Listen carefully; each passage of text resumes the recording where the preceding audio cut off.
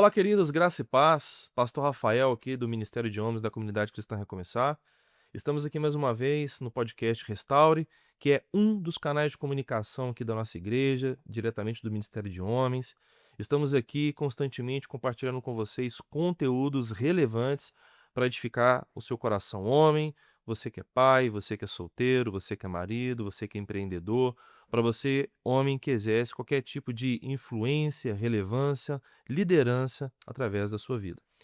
Hoje nós queremos trazer para você aqui um assunto extremamente importante que é o homem e a sua família.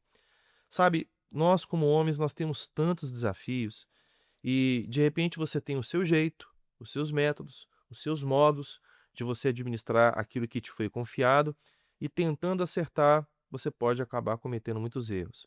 Você comete erros e erros cometidos sucessivamente de uma forma muito repetitiva podem acabar entristecendo esposas, frustrando filhos e o casamento se torna um ambiente às vezes muito desagradável. Então nós como igreja, nós queremos aqui à luz da palavra comunicar para você princípios, valores que possam ajudar você a entender que problemas que de repente você acha que são gigantes, impossíveis de serem resolvidos, na verdade são sombras de coisas pequenas, de pequenos tropeços, quebras de princípios que você foi cometendo ao longo dos anos, mas que se tornaram coisas gigantescas na sua vida. Como uma bola de neve que foi crescendo, quando você assustou, dominou toda a realidade da sua vida, da sua casa, e você acha que é impossível e não é. Saiba que as escrituras, elas nos garantem muitas promessas. E quero te dizer uma coisa, quero dar uma primeira chave para você. Não seja um cristão superficial, raso, que só vai na igreja buscando cumprimento de promessa. Eu quero minha promessa, eu quero minha bênção. Estou orando para que Deus cumpra a promessa dele na minha vida. Seja um homem que conheça princípios e que pratique princípios, que respeita princípios, que obedece princípios. Porque todas as vezes que você obedecer um princípio, uma promessa vai se cumprir na sua vida. Eu te garanto isso. Aleluia?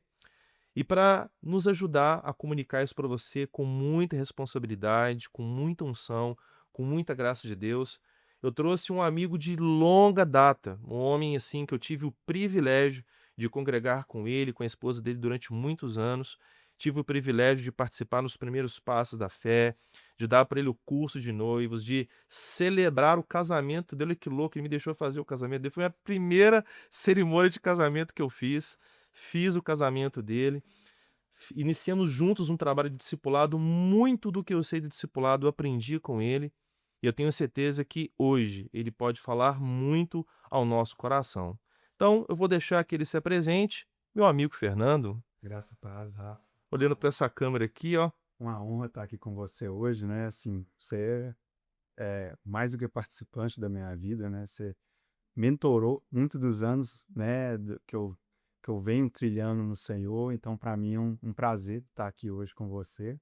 Me apresentando, né? Eu sou o Fernando, sou casado com a Marina, pai do Estevão e do Thomas, do Estevão de 7 anos e meio, do Thomas de quase 3 anos, né? Tô casado com a Mari há 13 anos, fazendo esse Uau. ano, então já tem bastante junto, tempo que nós estamos caminhando junto aí, né? Aprendendo um com o outro, nos amoldando um ao outro, né? No casamento ali. Hum, Eu me converti em 2008, né, me casei em 2013, então foi um período ali de expectativa, espera no Senhor pelo casamento, né, por constituir uma família.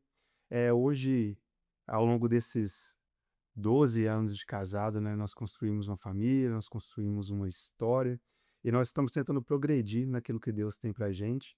amém. Eu sou engenheiro de formação, eu trabalho na Embraer, sou CLT, pago conta igual muitas pessoas, né?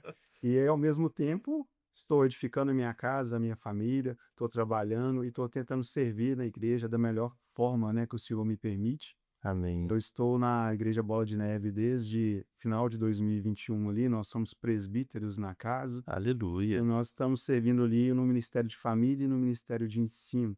A gente tem um trabalho que chama Escola para Casais.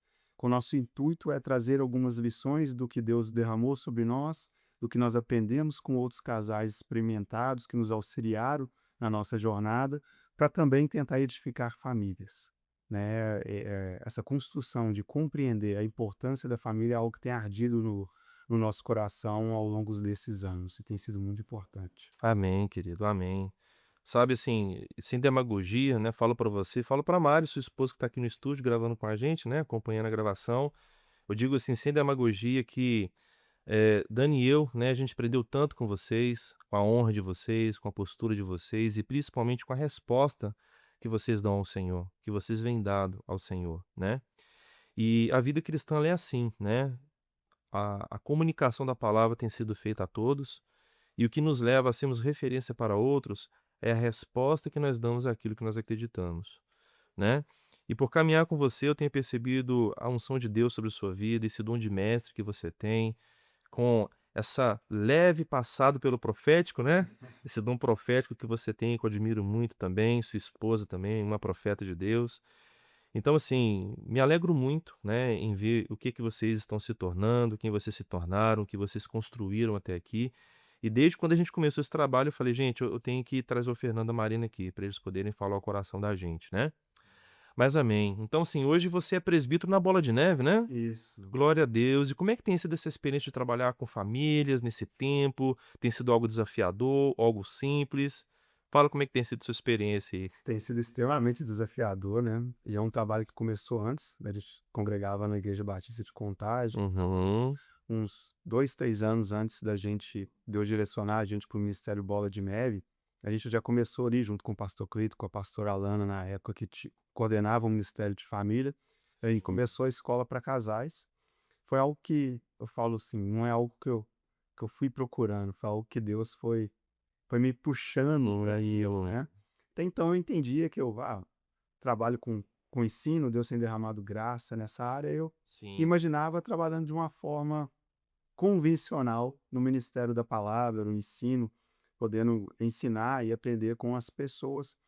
Mas é à medida que eu fui me aprofundando cada vez mais, Deus foi falando mais em relação à família. Já era algo que tinha muito forte no meu coração, mas o muito forte no meu coração é: eu quero edificar e cuidar muito bem da minha família, Amém. né? E aí, de repente, o negócio foi rompendo barreiras, foi amplificando, e aí Deus foi me puxando, me arrastando para esse cuidado com outras famílias e de trazer ensinos para essa área, né. Foi como que as coisas foram descortinando à medida que eu ia lendo as escrituras, e aí eu procurava algo para trazer, para edificar a igreja, para ministrar ali num domingo à tarde ou num curso específico, mas às vezes parece que você está enxugando um gelo, e aí quando Deus vai mostrando de uma forma mais profunda do que as escrituras tratam, eu não conseguia ver as escrituras não tratando outra coisa senão família, senão legado, senão a postura de um homem e de uma mulher como Deus, um lar cristão, em suma é isso. Eu entendo que a Bíblia toda ela gira em torno disso, né. Eu Sim. falei assim: "A questão não é eu fazer o que eu acho que eu tenho que fazer, a questão é o que eu tenho que fazer o que Deus quer que eu faça", né. Se isso é o primordial para Deus, se é isso que ele quer que seja ministrado, direcionado na sua igreja, é o que eu tenho que fazer. Então eu me rendi, né, ao que Deus estava querendo derramar ali, né. Com Amém. Chamei a minha esposa para se aventurar nessa missão, mas assim, não é algo que eu ao primeiro instante eu falei: "Nossa, que maravilha, eu vou trabalhar com casais e com família". Não, muito pelo contrário. Eu pensei: "Isso Uhum. aqui dá problema demais, dá muita confusão", mas é algo que dá fruto e que eu creio muito, né, que é o que promove a edificação sólida da igreja, né, Sim, edificar algo que não está edificado na areia, mas edificado na rocha mesmo, né. sim, sim. Assim, é uma suspeita, tá? Talvez a sua suspeita, a minha suspeita sobre essa, digamos assim, um certo zelo, temor, poxa, porque existe muita complexidade de você lidar com casais, né? De você ajudar as pessoas a resolver os seus problemas, os seus dilemas. Que na verdade, assim, parece-nos, né, que gabinete pastoral é enxugar gelo, né, Fernanda? A gente vive de aconselhamento, e aqui, assim, é uma crítica pastoral, mas é uma crítica positiva, tá, pessoal? Para nossa reflexão. Quando as pessoas nos procuram um gabinete pastoral, na maioria das vezes elas querem o quê? Elas querem que a gente concorda com cada uma daquelas, principalmente com o reclamante, né. Quem está reclamando se acha no direito, acha que está certo em tudo. E quando nós trazemos o casal para as escrituras, a percepção que eu tenho é que Sabe, a grande maioria não quer submeter a palavra, né. Uma coisa que eu tenho ministrado muito aqui no discipulado com os homens, em cultos em que os casais estão presentes, é que aonde um casamento está sendo desonrado, Jesus já deixou de ser adorado nesse lar. Né. As pessoas têm olhado muito, assim, para a igreja como um drive-thru de soluções. Eu entro por uma porta, peço uma solução, recebo uma oração, recebo ali um conselho e as coisas vão acontecer, e não é. E uma das principais coisas que nós falamos, principalmente para os homens, é que não existe solução simples para problemas complexos. O homem passou 5, 10, 15 anos semeando o erro na vida dele. E agora ele está colhendo tudo isso. Ele quer, com um simples ato de sacrifício e da noite para o dia as coisas melhorem. Não é assim, né, meu amigo? Precisa de um processo, né? Não, tem que ser algo mais profundo. E aí a questão é exatamente essa que você falou. Quando se trata de família, às vezes as pessoas não querem escavar para resolver o problema. Escavar. É, porque às vezes a pessoa ela quer viver a superficialidade. Se eu venho num domingo na igreja, se eu trago a minha esposa, eu estou servindo, eu estou trabalhando, tá tudo bem. E quando a coisa vai mal, já chega com um problema com todo o leite derramado. E é esse que é o problema. Eu chamo isso de guarda-chuva de pecado, né? Porque se o casal tem um problema e a mulher enxerga assim, ah, meu marido é muito grosso. E aí todo mundo sabe que ele é grosso. Então ela tem um guarda-chuva do pecado do marido. E aí ela pode ter o guarda-chuva menor dela ali de tipo assim, mas eu não cuido bem do meu lar, eu sou uma mulher agressiva também, mas ninguém sabe. Então ela tá debaixo do guarda-chuva. Aí ela pensa, mas se eu levar isso para a liderança para tratar agora, vai que meu marido fazer igual Nínive, né? Vai que ele se arrepende e melhora. E aí qual que é o próximo pecado que tem que ser tratado? Tem que ser o meu. Então eu vou convivendo com essa situação no dia a dia, a gente está na igreja, está tudo bem, e vamos empurrando. Mas um dia vem uma chuva pesada, vinda do próprio Senhor, precisamos corrigir isso aqui. A gente não pode Hum. confundir progresso com misericórdia. E a maioria dos casais confunde isso. O fato de você estar se movimentando dentro da igreja, com a sua família, com o seu marido, e as coisas estão ruins dentro da sua casa, não significa que você está progredindo. O povo no deserto, eles não progrediam durante 40 anos. Eles estavam andando, movimentando, o maná, o milagre vinha do céu, mas eles não estavam progredindo. Eles estavam debaixo o quê? Da misericórdia. Deus dando tempo para eles Meu se Deus. arrependeram. E a maioria dos casais vive isso por anos. Eles estão achando, não, a gente está fazendo, vamos fazer mais, vamos passar por cima desse problema para fazer, vamos bolar uma nova estratégia, vamos trabalhar num outro ministério, vamos fazer mais uma coisa, para quê? Para não se comunicarem, não se integrarem. E aí eles estão debaixo da misericórdia, mas uma hora Deus fala: "Olha, Meu vocês Deus. estão tendo muito problema, precisamos corrigir isso." E aí precisa escavar, e escavar é dolorido, porque, igual você falou, eu tenho que olhar para as escrituras e ela tem que me rasgar, ela tem que mudar, né? Eu tenho que mudar enquanto esposa, eu tenho que mudar enquanto marido, e tem que ser algo profundo, não pode ser algo superficial. E aí a maioria dos casais não quer isso. Os casais, eles querem compartilhar o pecado. Eles não querem confessar o pecado. Eles não querem expor na mesa o pecado para realmente serem tratados.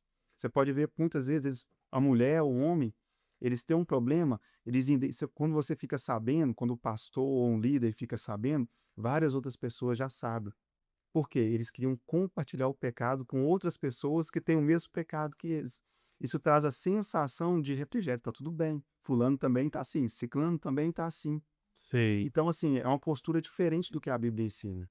Quando o Sunamita tá com problema do filho dela morre, Gease vem, o que que ela fala? Vai tudo bem. Por quê? Gease, você não pode resolver meu problema, eu não vou compartilhar o problema com você. Eu preciso ir até os pés de Eliseu, porque Eliseu pode resolver o meu problema. Então, dentro da igreja, os casais sabem qual os outros casais, referências, que conseguem ajudá-los, Sim. conseguem corrigi-los. Mas muitas vezes eles não querem procurar, porque eles sabem que ali vai requerer mudança de ambos e não só de um. Então, assim, eu posso levar o problema do meu marido, eu posso levar o problema da minha esposa, mas quando o casal vier para tratar na mesa, a gente sabe que tem problema nos dois em 99,9% das Uhum. vezes. E isso é doloroso.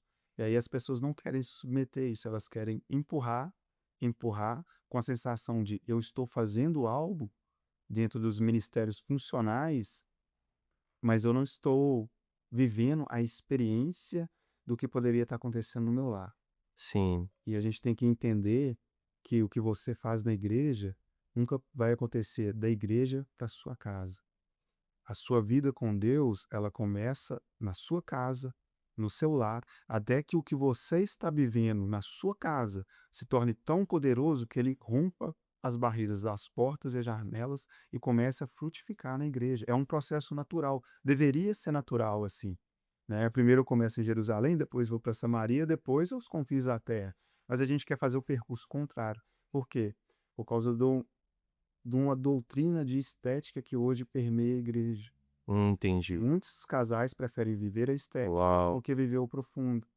E enquanto a gente não romper essa barreira da estética e trazer a compreensão do que realmente é uma família cristã, a gente não vai conseguir sair desse lugar. E aí a gente não consegue progredir enquanto igreja. Então parece que a igreja está sempre voltando aos mesmos pontos. Você olha para o povo no deserto, você olha para o povo na Babilônia, parece que a gente está vivendo a mesma situação. Por quê? Porque nós estamos agindo da mesma forma, então vamos ter os mesmos resultados. Fernando, o que você tá falando, cara, é muito profundo, assim. Você tá alugando uma fazenda na cabeça de algumas pessoas, acredito eu. Porque, vamos lá, deixa eu fazer uma outra pergunta pra você se aprofundar um pouco mais. Vamos arrancar mais casca dessa cebola. Você acredita que as pessoas elas se permitem, né, ficar nesse lugar, se preocupando mais com aquilo que é estético, por uma questão de vergonha de se expor? Sim.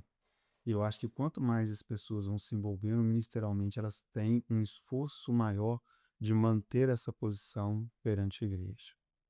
E aí a gente fala igreja CNPJ, né? Porque a igreja real, ela é um lugar de acolhimento, ela é um lugar exatamente para cura. Sim. Quando a gente olha para o CNPJ, ele é um lugar de estética. E aí as pessoas querem manter isso, e aí quando o negócio estoura, fica todo mundo falando, nossa, mas não, como que isso aconteceu? Estavam postando fotos tal dia, e agora tá desse jeito, mas por quê? Porque a gente não cria um ambiente de reconciliação, a gente não cria um ambiente de cura para os casais e para as famílias. A Sim. gente não coloca isso como pilar central para que as pessoas possam edificar o restante. Às vezes a gente sabe dos problemas, a gente Uhum. conhece os problemas do irmão, a gente olha para as escrituras, a gente vê os critérios de alguém e de como alguém deve servir. A gente olha para outra pessoa que está servindo aquele casal, a gente sabe que não atende os critérios, que temos problemas, mas a gente, por causa da necessidade, a gente não ousa falar, você tem que parar, nós temos que corrigir isso. Então a gente, por causa da necessidade, a gente permite que vários Sauls vão reinando. Só que enquanto vários Sauls vão reinando, Davi nunca vai reinar. Porque para que Davi reine é necessário que Saul morra. Isso é fato. Então é necessário que as pessoas priorizem o estabelecimento do reinado daquilo que vem de Deus. Sim. E para que eu estabeleça o reinado da minha casa daquilo que vem de Deus, muitas vezes eu tenho que sacrificar o serviço que eu estou fazendo, para que Deus trate primeiro no meu caráter, para que então depois eu possa desenvolver algo. E a maioria das pessoas não são dispostas a fazer isso. Só que isso vai gerando um problema atrás de um outro problema. Quando eu tenho Sim. alguém que não compreende os princípios de Deus para a família, para o seu lar, ele não tem autoridade para ministrar em várias áreas. Sim. Quando eu deixo pessoas sem autoridade trabalhando, elas vão gerando outros problemas, outras pessoas disfuncionais, né? E aí eu tenho uma igreja disfuncional, Sim. que ela não está edificada em cima de uma base forte, né? Sim. Porque a gente tem que entender, é difícil falar isso porque às vezes choca as pessoas, mas claramente você analisando as escrituras, você vê que a família vem antes da igreja. Para Jesus edificar a igreja, o que que ele fez primeiro? João 3,16, porque Deus amou o mundo de tal maneira para que deu seu um filho unigênito. Depois Jesus se torna o filho primogênito. Ou seja, só depois que ele nos tornou família de Deus, co-herdeiros, assim, agora eu tenho uma família. Depois que eu tenho uma família, com a minha identidade, com o coração trocado, agora eu posso Uhum. edificar uma igreja. Ele não fez o contrário, porque o entendimento é, uma igreja, ela é formada por famílias robustas, lares robustos, homens íntegros, mulheres íntegros e pais, como dizem em Deuteronômio 6, capazes de inculcar nos seus filhos a palavra. Amém. Eles meditam na palavra ao se sentar à mesa, ao caminhar, ao levantar, ou seja, toda uma trajetória de destinar o próximo a servir também, Sim, mas de uma forma santa e consolidada nos pilares fundamentais do evangelho. Qualquer coisa fora disso vai gerar algo disfuncional. sim, E um homem disfuncional, ele é um dano colateral gigante, sim, né. Você pega o exemplo de Manassés, né, ele tinha um pai, Ezequias, extremamente funcional, biblicamente, um homem de Deus, né. Você pegar, ele orou contra quando a Assíria tentou aprisioná-los e Deus interviu, o cara passava horas adorando no templo, doido para entrar no Santo dos Santos, mas não podia porque era rei. Então, assim, extremamente reverenciado. Aí quando Isaías vai ter com ele, o que que Isaías fala com ele? Ó, o Senhor vai te dar você vai adoecer e você vai morrer. Põe, a direção é, põe ordem na tua casa. Deus deu uma direção. Antes de morrer, põe ordem. sim, Você fala muito assim, forte. tá errado o seu lar, a sua casa está errada. Aí Ezequias ora, Deus prolonga, dá ele mais 15 anos de vida. O que mais me chateia nesse texto são dois pontos. Deus deu 15 anos de vida. Manassés nasce depois, dentro desse período dos 15 Sim. anos. Ele começa a reinar quando ele tinha 12 anos. Ou seja, Deus deu uma direção, põe ordem na tua casa. Manassés nasce. E Ezequias, que era um homem extremamente de Deus. Foi um avivalista, trouxe uma reforma espiritual. Reformas. Talvez, não sei se depois de Josias tenha sido a maior reforma.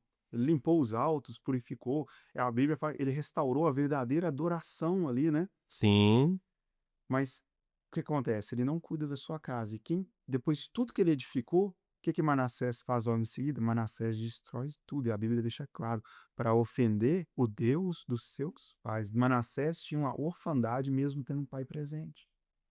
e foi o pior rei da história de Judá, né. A Bíblia fala que ele derramou o sangue de justos de ponta a ponta dos muros de Jerusalém. Então, você entende? Assim, um homem que está disfuncional em relação ao seu lar, ele pode ser extremamente funcional na eclésia, mas sendo disfuncional em casa, ele vai causar um prejuízo muito maior. Meu Deus. Manassés não só destruiu o que ele tinha construído, como propagou coisas muito piores. Sim. E aí, quem corrige a disfuncionalidade de Manassés? Quando ele se arrepende, Deus se apresenta, ele é talvez o maior símbolo de arrependimento na Bíblia, é a paternidade de Deus que cura Manassés ao ponto dele se arrepender. Fernando, isso é muito sério, Fernando, profundo e muito sério. Você citando a realidade de Ezequias, Ezequias ele é um resumo também desse homem disfuncional que você citou nesses últimos minutos. A fé que nós temos, ela é escrava do objeto que nós desejamos. Então, se nós desejamos ter uma vida terrena aqui, onde nós queremos ser agradados o tempo todo, a gente depende muito da opinião alheia, da opinião do outro. E depender da opinião do outro, tem que viver para agradar ao outro. Então, se eu precisar usar uma máscara, ser um hipócrita para poder mostrar para o outro que eu estou bem, sendo que na verdade eu não estou, eu consigo de certa forma camuflar. Só que a minha camuflagem, a minha hipocrisia, a minha falta de sinceridade, ela faz com que eu comunique uma inverdade para a igreja.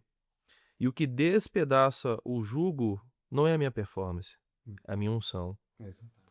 né. Então, assim, falar de um homem funcional nos leva a darmos essa atenção para um homem aqui, em um quadro como esse que a gente está trabalhando, do homem e a sua família, de levar esse homem a entender que ele precisa tratar na essência, não tratar a febre, mas tratar a infecção. Qual que é o objeto da sua vida? O objeto da sua busca, melhor dizendo, né. A sua vida, ela gira em torno de quê? Eu percebo, assim, que eu tenho ministrado isso esses dias, que o principal motivo, acredito eu, tá, Fernando, minha opinião pastoral, o principal motivo pelo qual os casamentos eles têm dado errado, eu achava que era a criação de filhos. Eu acho que eu tenho que criar de uma forma, a mulher tem que criar de outra, ou é a finança, como ganhar, como gastar esse dinheiro.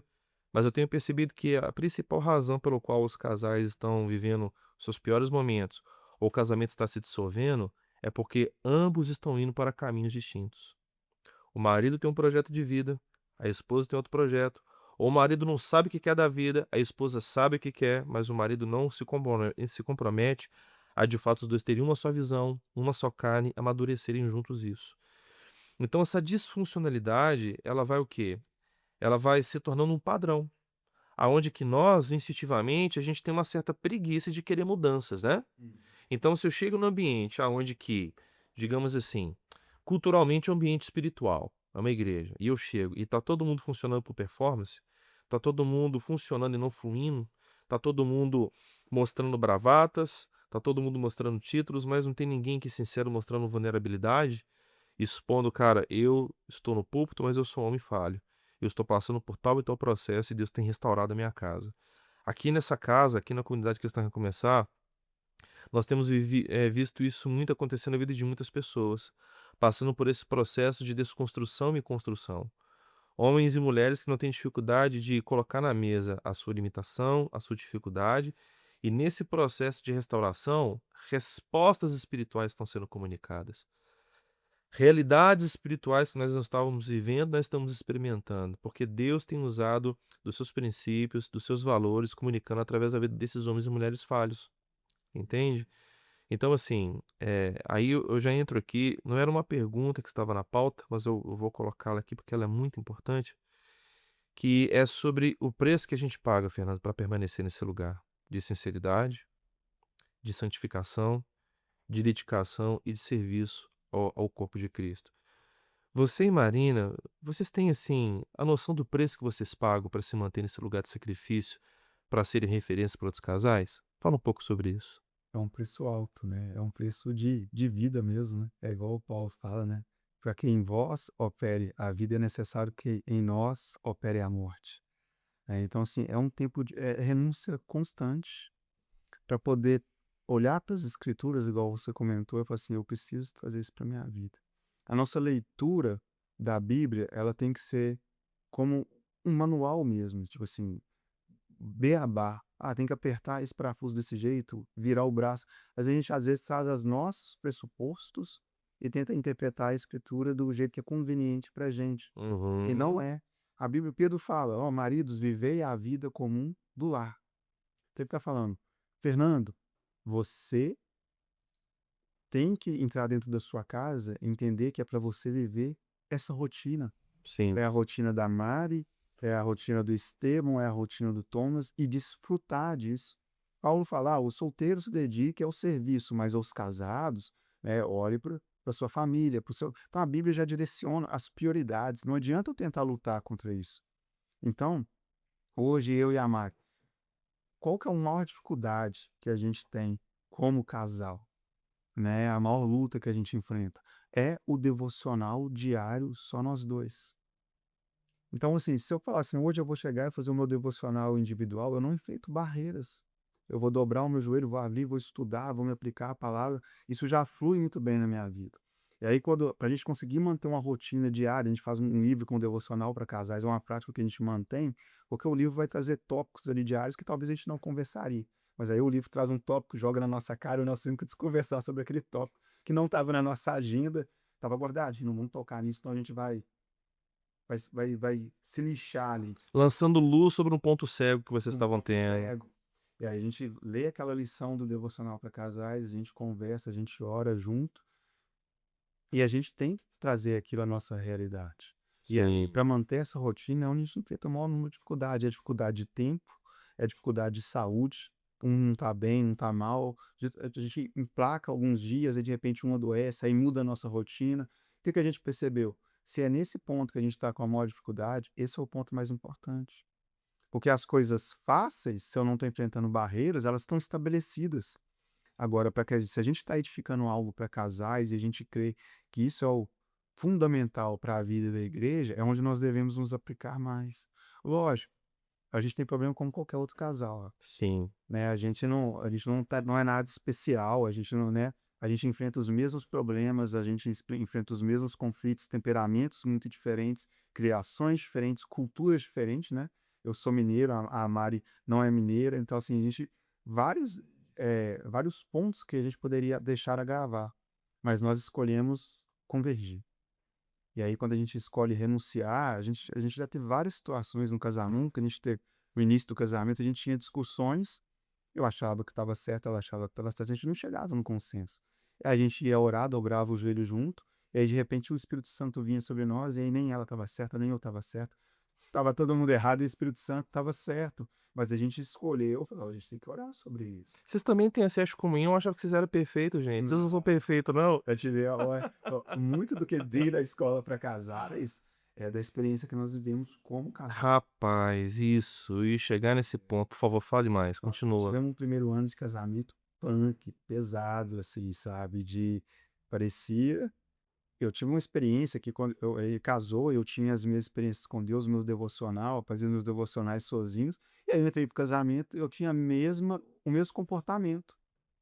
Casei, mas na hora que eu ia para o meu devocional com Deus, eu ia sozinho, fechava a porta e mandava pau. E aí, de repente, parou, cessou, o céu parou, eu não fluía nada, e eu falei: "Meu Deus, o que está acontecendo? O que está errado na minha casa?". Comecei a olhar para minha vida, falei: "Não, mas tá ajustado". Que a única coisa que mudou foi o casamento, por que que o mas a gente tem aquele olhar egoísta, né, tipo assim: "Não, é sempre o outro".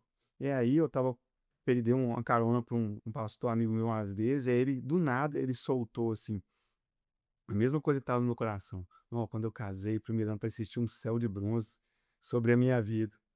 E aí eu orava e nada acontecia, mas aí Deus me falou que o céu de bronze era porque agora que eu era casado, minha preocupação era edificar a minha esposa, eu não podia fazer as coisas sozinho, tinha que Uau! ação dela. O que que aconteceu? Na hora eu falei assim: "Eu vou pegar isso, é para minha vida". Não tem explicação, né, e não é o cara, eu estava levando ele num lugar longe, assim. Sim, Eu falei assim: "Olha, se ele já passou por isso, por que que eu vou ficar sofrendo? Já entendi o recado". E aí eu falei: "Eu tenho que me aproximar, eu tenho que cuidar do coração da minha esposa". Olhando para Escrituras, é isso que a Bíblia manda. Eu falei: "Nós temos que orar junto, eu tenho que ministrar a palavra com ela, eu tenho que receber do que ela traz também espiritualmente, né, pra ela apontar os meus defeitos", né. E eu já tive várias experiências de Deus falando assim: "O meu crescimento espiritual, a minha maturidade como homem vem do casamento com a Marina". sim. Ela formou um homem, ela ajudou a construir quem eu sou em Deus, e eu tenho ajudado a construir quem ela é em Deus. Então, assim, o casamento ele serve para isso. Lógico que a gente tem que, tratar isso de uma forma cristã, né, comunhões em excesso nos extremos são preocupantes, mas problemas a gente enfrenta diariamente. Então a gente, de acordo com o que a gente foi vivendo ali e experimentando em algum desses problemas, a escola para casais foi nascendo. O primeiro a gente tinha que entender a importância do que é o casamento, o que que é aliança. A primeira lição da escola fala assim: cordão de 3 dobras. É para o casal entender o que é aliança, porque em algumas das nossas discussões a palavra separação surgiu. E, biblicamente ela é possível? Não, a gente não tinha motivo para isso, exceto algumas situações, a gente não tinha motivo nenhum para isso. Então a primeira coisa era trazer a nossa mente, formatar a nossa mente como casal, como marido e mulher, tipo assim: "Isso aqui não pode entrar em nenhuma divergência que a gente tiver mais", porque a gente está indo contra a palavra do Senhor. Então quando a gente foi estabelecendo critérios de como a gente deveria conversar um com o Sim, outro, as coisas foram se tornando mais suaves. E também entender e respeitar os limites um do outro. Todos nós estamos em progresso, em processo de transformação. sim, Então eu não posso criar expectativas em cima do outro de um processo que ele ainda não passou. Eh, a mulher é auxiliadora, né, e o homem, ele tem o papel, a gente sempre fala assim: "Ah, o homem é o cabeça", né, mas assim, é o cabeça como Cristo, ele tem que estar disposto a morrer por a sua esposa. sim, Então o homem disfuncional, ele quer arrastar a mulher para o que ele está fazendo. O homem funcional, ele vai entender as limitações e ele vai proteger a esposa. Ao ponto de alguma situação, algum problema, você vai resolver no lugar dela, você vai falar assim: "Não, eu não trouxe a minha esposa que eu não quero expor ela a esse problema, você vai resolver comigo aqui". A mulher espera esse nível de proteção, mas quando o homem é disfuncional, ele não está disposto a vivenciar isso. Ele está preocupado muito com ele, sim. fazer os seus prazeres e as suas vontades, e não servir a sua casa. Fernando, assim, certa vez eu ouvi uma frase que me chamou a atenção: "Cada homem tem a vida que merece", né. Vamos considerar algumas possibilidades de injustiças que acontecem com o mundo, enfermidades, traumas, acidentes que nós não causamos, enfim. Mas vamos falar das coisas que estão debaixo do nosso controle, do nosso governo, beleza? Tendo esse pano de fundo, a gente pode dizer que a mulher que nós temos hoje, ela é o resultado do homem que nós somos? Sim, eu acredito que sim. O homem, ele tem esse poder, essa autoridade de formatar o macro do lar. Eu acho que a mulher, ela trata o íntimo de um lar, né, ela consegue trazer ternura para casa ou ela consegue trazer perturbação. Sim, Mas o macro da casa, de como a mulher vai ser e os filhos, a direção ali, é o homem. Então, o jeito que ele trata a sua esposa vai refletir muito de como ela é. Então, por mais que ela traga uma herança familiar muito forte, o marido ele é capaz de amoldá-la de acordo com as escrituras. Ele não é capaz de amoldá-la segundo a sua vontade, porque isso aí seria até pecado, porque pode até piorar ela. Mas se ele é um homem direcionado às escrituras, e ele está sendo moldado pelas escrituras, e a gente crê que o que está em nós é maior, porque é o Espírito Santo, Sim. é facilmente capaz que essa apresentação das virtudes vai mudar a esposa também, e vai fazer com que ela encontre graça nesse cuidado, nessa proteção, nesse zelo, né? Ela vai refletir isso. Assim como o marido também reflete o cuidado e o zelo da Sim. esposa, né? A gente tem que estar aberto, né, como casal, a ter transparência, né. Eu não sei se você lembra, né, mas o primeiro ano eu e a Mari a gente teve um desavença logo no início, e a primeira coisa que a gente fez foi marcar um gabinete com você, e aí a gente chegou lá para conversar e você preocupado, né, e você perguntou: "E como é que vocês estão? O que que aconteceu?" Aí a gente falou assim: "Não", você perguntou assim: "Mas já resolveram o problema?" Eu falei: "Não, já resolvemos, tá tudo bem, nós estamos bem". Vocês: "Mas marcaram o gabinete?" "Marcamos sim, pra contar que nós tivemos uma briga e tal". Aí você deu uma risada, tipo assim: "Não, quando vocês já resolveram e tá tudo bem, vocês não precisam marcar o gabinete".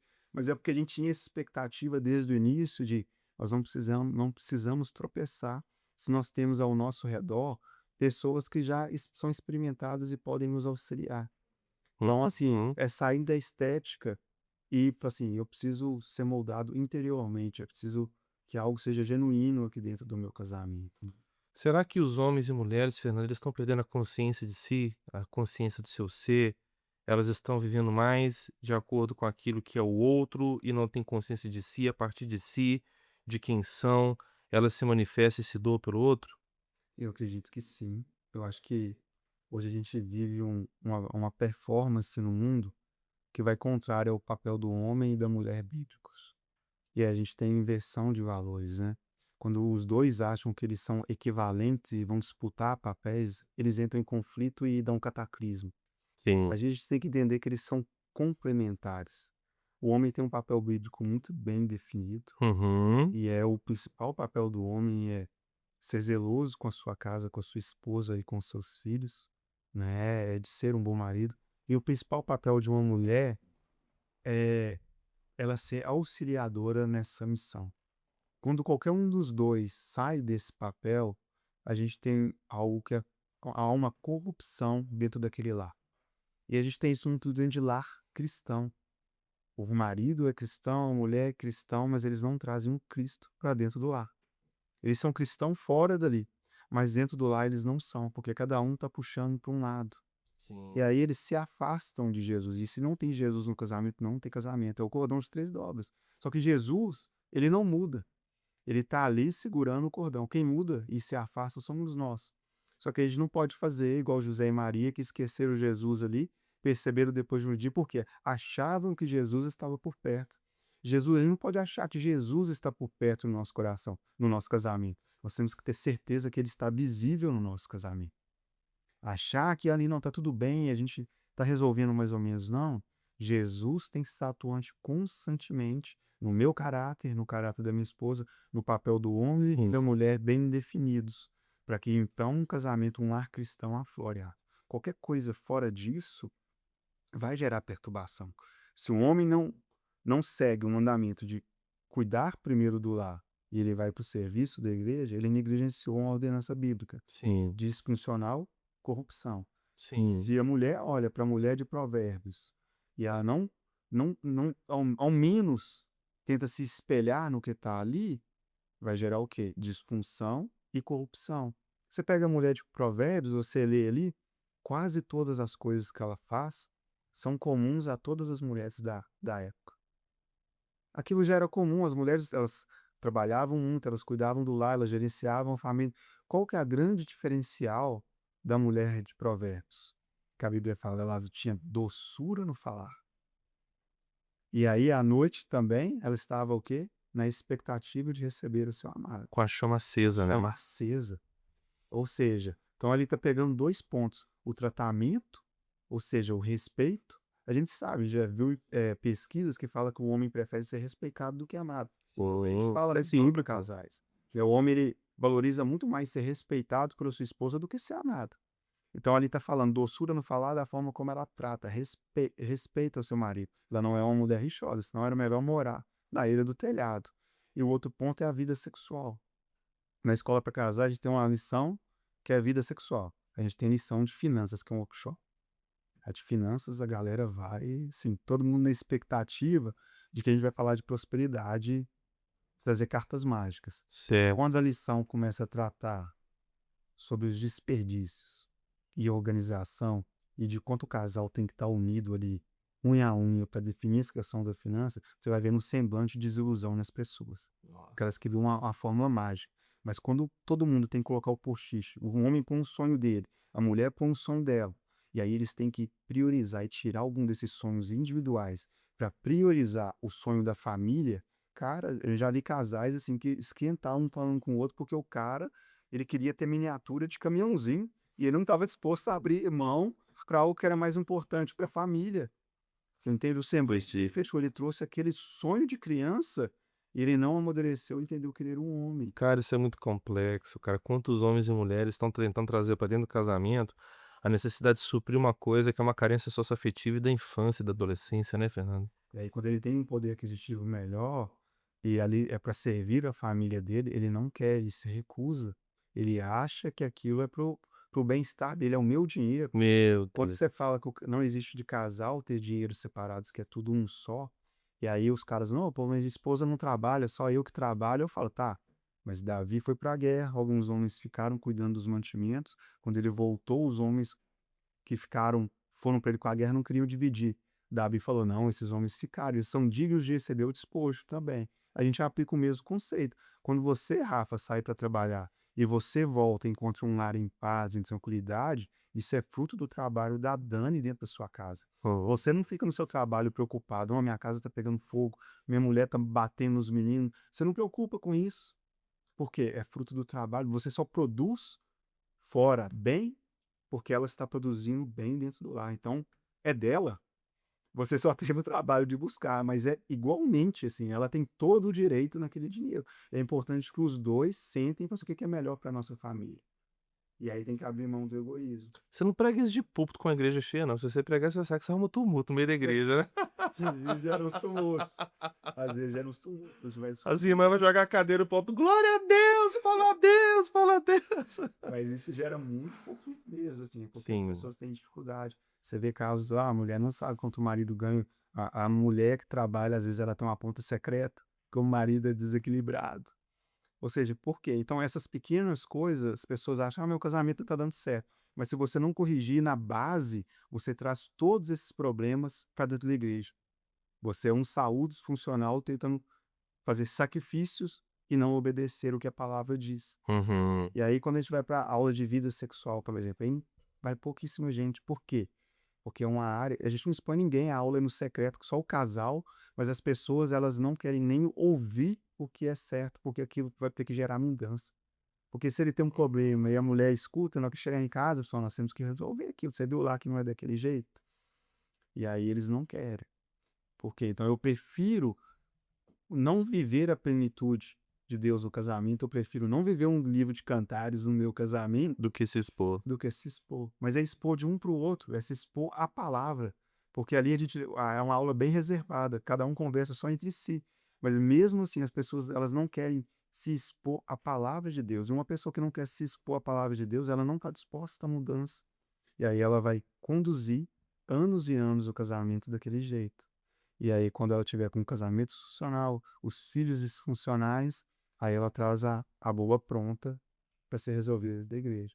Você acredita que uma pessoa que ela não tem uma paz em casa, eles não vivem uma verdade, eles vão conseguir frutificar de forma genuína um fruto maduro dentro da igreja? Não. Eles vão funcionar, mas não vão fluir.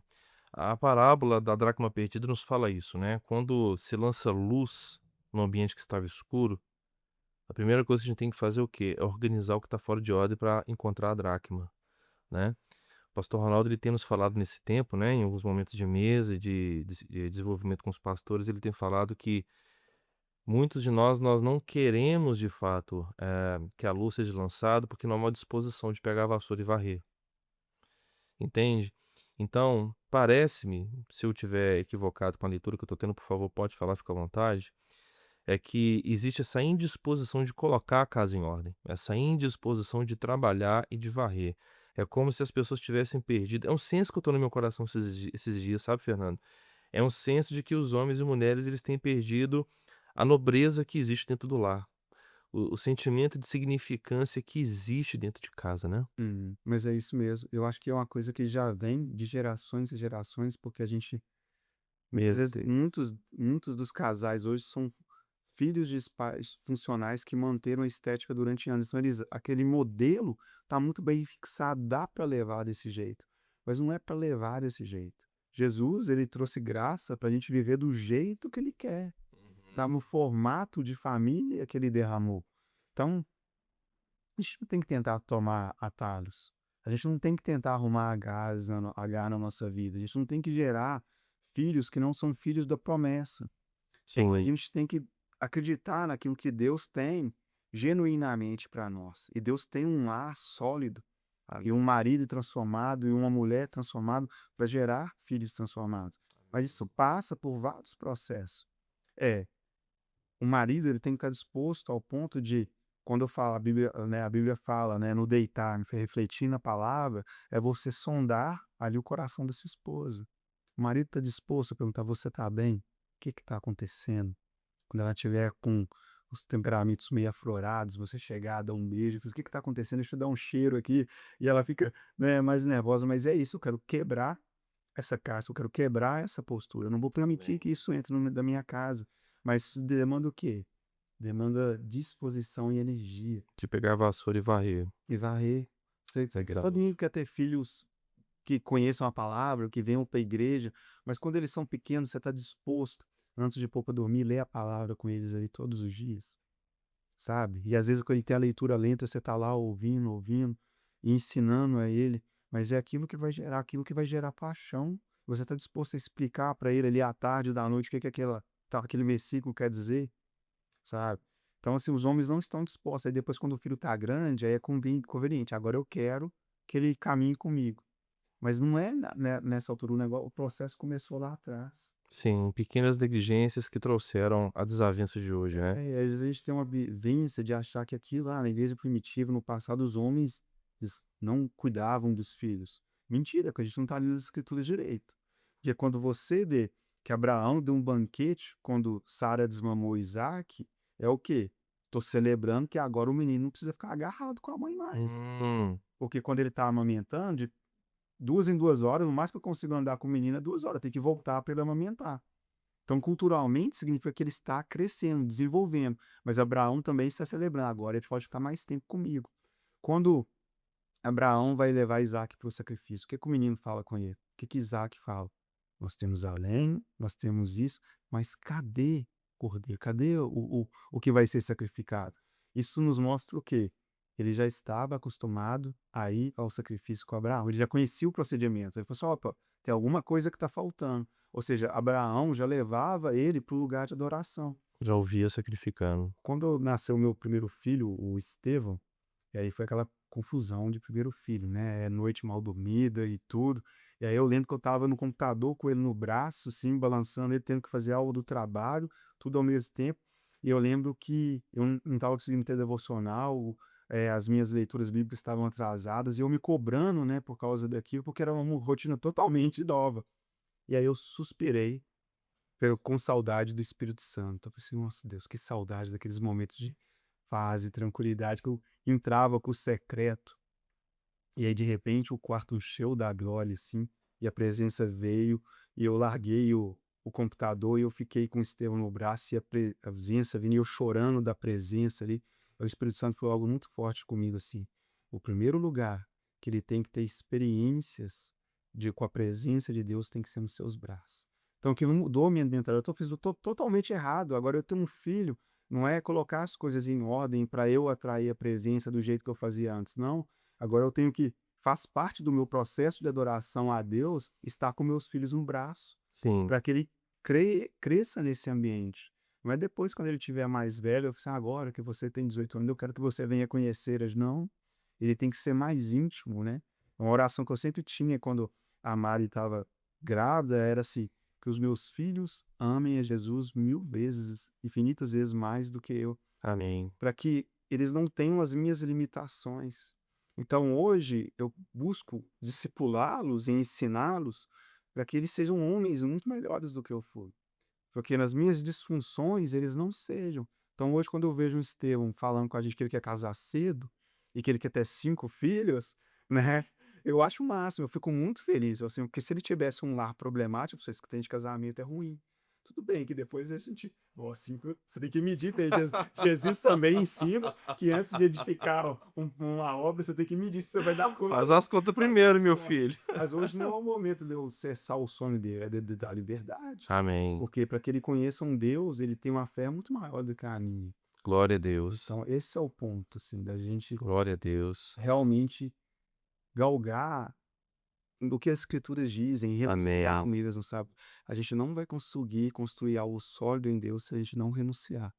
Não renunciar às nossas vontades, renunciar ao nosso egoísmo e não entender que nós não vamos conseguir fazer tudo lá. Verdade. Às vezes, quando o homem ele tem a mania de achar que tudo começa e termina nele. Eu sou fruto de decisões de vários de homens muito antes de mim. Então o que eu vivo hoje na minha vida passou pela decisão dos meus avós, sabe, da integridade deles. O meu avô que faleceu com quase 101 anos, ele sempre falava assim: "Meu filho", eu até falei isso, lembrei isso no velório dele: "O homem precisa de 2 coisas na vida, ele precisa de Jesus e de uma família". Isso é o que ele falava, 2 coisas. Ele resumiu a necessidade do homem: você precisa de Jesus e de uma família, de uma esposa para você ter uma família. Um homem sem uma família, sem uma esposa, ele se perde. A não ser que o cara tenha o dom de eunuco, é outra história. Mas um homem que escolhe viver de forma deliberada, um homem ele o propósito dele, ele foi criado para servir e proteger. Se o homem ele não consegue enxergar isso como fruto benéfico do seu trabalho, né, da sua a palavra fala: "Tá a palavra na sua mão para que você tenha à vista", é o quê? É uma obra de acordo com a Bíblia, à luz do evangelho. Se você não consegue enxergar isso como gratificante, você tem uma disfunção em relação à forma como você enxerga a Bíblia. Se cuidar da sua esposa para você não é prazeroso, mas é danoso, você não entendeu o evangelho genuinamente. Você não entendeu o que Cristo quer fazer pela noiva. Se cuidar, dar para os seus filhos, estrutura e base para você é um peso e não é gratificante, você não entendeu o conceito de legado, de paternidade, você não entendeu nada disso. Não tem senso de continuidade, né? Exatamente. Muito forte, muito forte. Meu amigo, tu és uma avalanche, meu irmão. A gente só dá um primeiro empurrão, o resto é tudo com você. Você é cheio do conhecimento de Deus. Obrigado pelo seu tempo. Eu que agradeço. Obrigado pela sua presença aqui. Foi muito edificante, viu? Não, eu que Muito agradeço. mesmo. Fernando, para a gente poder encerrar, que o nosso tempo já está estourado, olhando para essa câmera aqui, o que você pode falar para um homem que precisa trabalhar um resgate para sua família? Um homem que já perdeu ou está a ponto de perder o seu casamento, que está distante dos seus filhos, de uma forma simples e objetiva. Que palavra de esperança que você pode dar para um homem que precisa resgatar o seu casamento? Olhando para essa câmera aqui, por favor. Eu acho que o primeiro ponto é não esperar o balde derramar. Não espere que as coisas cheguem ao limite. Se você tem um problema, você tem que ter uma postura de homem de enfrentar aquele problema. Se for uma falha muito séria sua que você cometeu, um pecado, o ponto é o arrependimento. Em Deus nós encontramos refúgio. Só que nós não podemos confundir arrependimento com remorso. O remorso é aquela coisa: eu busco com lágrimas, talvez não encontre como Esaú, mas quero continuar fazendo do meu jeito. Não. O arrependimento é mudança de rota. Eu paro o meu jeito, às vezes eu vou ter que parar o que eu estou fazendo. E depois que eu paro o que eu estou fazendo, eu estou disposto a que Deus trabalhe em mim. O segundo ponto é: procure pessoas experimentadas, né? Eu me arrependi, eu confessei a Deus, agora não caminhe sozinho. Você não tem que passar por essa luta sozinho, você não tem que ter vergonha de enfrentar um problema sozinho no seu casamento. Há pessoas que também já passaram por isso e estão dispostas a te auxiliar. E o terceiro ponto é: canalize toda a sua energia para resolver os problemas e estabelecer a sua casa. Cuidar da sua esposa, cuidar de você também, né? Como homem, você tem que estar primeiramente bem com Deus, você tem que edificar, permitir que Deus edifique a sua vida, para depois você ter algo a fornecer à sua esposa e aos seus filhos. Eu sempre falo, nós somos um vaso de barro. E aí a gente foi projetado para dar uma determinada quantidade de azeite de acordo com a nossa saída ali. Só que o problema é que vasos quebrados, eles dão azeite também, o azeite vai vazando. Só que um vaso, quando todo o azeite vaza, ele resseca e ele quebra. Então nós não precisamos viver assim. Às vezes nós vamos ter que voltar para a mão do oleiro, para ele construir, restaurar o vaso, para você derramar azeite só na medida e na proporção que foi destinada a você. Não faça diferente. É arrependimento, é aconselhamento, né, estudar sobre casamento, né. Às vezes a pessoa fala: "Ah, meu casamento terminou", mas quantos livros, quantos cursos, quantas pessoas você procurou para te ajudar no seu talvez nenhuma. Então isso nunca foi importante para você. Torne o seu casamento, a sua família, como prioridade para você, porque elas são prioridade para Deus, e nós temos que focar naquilo que é prioridade para Deus. Somente assim nós vamos ter uma restauração genuína. Aleluia. Glória a Deus. Obrigado, Fernando, pela sua presença. Mari, obrigado pela sua presença. Obrigado por prestar o Fernando. Pessoal da gravação, obrigado aí, tá? Hoje foi uma data especial, muito bom. Você que está aqui conosco, nos dando a sua atenção, eu acho que você foi muito edificado. Acho não, acredito que você foi muito edificado. E nós queremos pedir aquele favorzinho básico que você pode fazer para que o YouTube, né, o algoritmo possa reconhecer que esse conteúdo é relevante.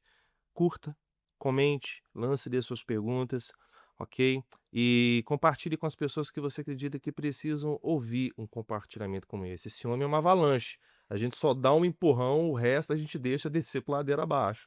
E segura que lá vem Bíblia, né? Então, obrigado pela sua atenção, que Jesus abençoe sua vida, abençoe sua casa e nos vemos num próximo episódio. Deus abençoe vocês.